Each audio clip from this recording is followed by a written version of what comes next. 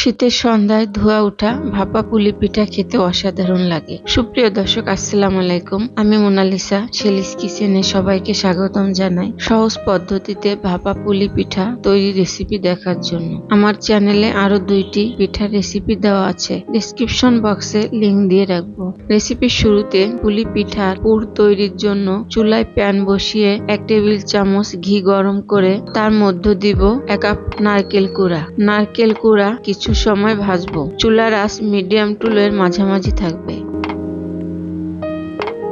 নারকেল 2 মিনিট ভেজে এর মধ্যে দিচ্ছি 1/2 কাপ ভাজা চালের গুঁড়া। অনেকেই শুধু নারকেল গুড়ের পুর দিয়ে কিংবা নারকেল গুড়ের সাথে তিল দিয়ে এই পিঠা তৈরি করেন। আমি নারকেল গুড়ের সাথে ভাজা চালের গুঁড়া দিচ্ছি কারণ আমার কাছে পুলি পিঠা এভাবে খেতে বেশি ভালো লাগে। ঘি দিয়ে নারকেল ভাজলে সুন্দর ফ্লেভার আসে। কেউ চাইলে ঘি ছাড়াও করতে পারেন।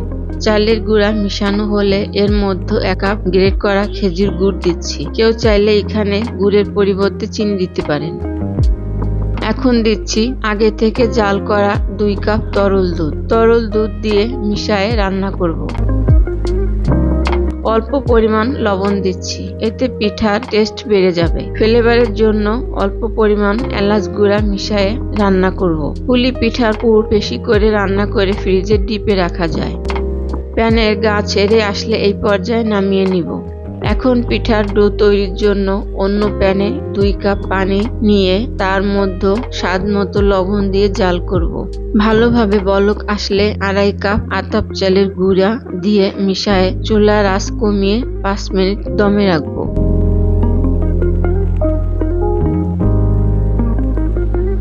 5 মিনিট পর প্লেটে ঢেলে স্প্যাচুলার দিয়ে চেপে চেপে মিশাবো। পিঠার ডো গরম থাকতে থাকতে মথে নিতে হবে। বেশি ঠান্ডা করা যাবে না, তাহলে শক্ত হয়ে যাবে।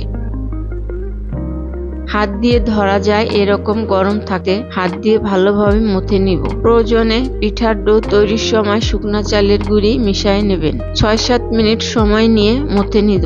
ডো যত বেশি সফট হবে পিঠা তত বেশি মসৃণ হবে। এরকম সফট ডো তৈরি করে ভেজা কাপড় দিয়ে ঢেকে রাখতে হবে, নইলে ডো এর উপর ড্রাই হয়ে যাবে।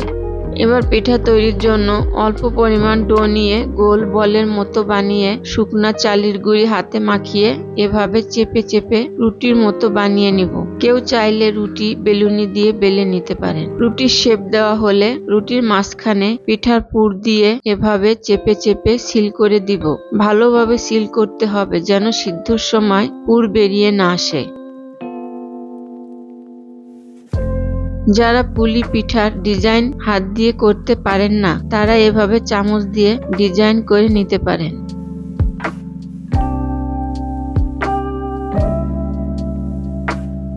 আমি আরো একটি পিঠা তৈরি করে দেখাচ্ছি। আমি এখানে রাইস কুকারে পিঠা সিদ্ধ করব। এর জন্য রাইস কুকারের ছাঁকনির উপর ভিজে সাদা সুতি কাপড় বিছিয়ে নিয়েছি।